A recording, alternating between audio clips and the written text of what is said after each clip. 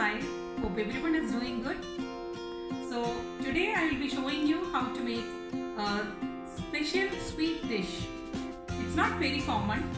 So let's see how it is done. It looks like crispy fried chicken, right? But it's not.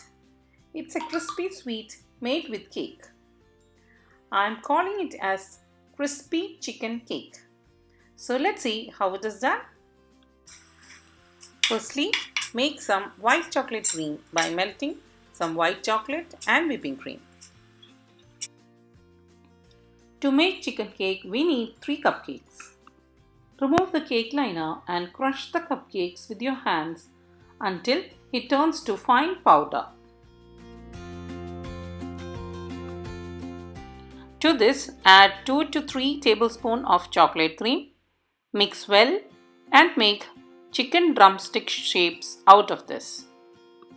Refrigerate for 20 minutes until it stiffens. Take some sweetened cornflakes. I have used your Kellogg's cornflakes. Crush it with your hand.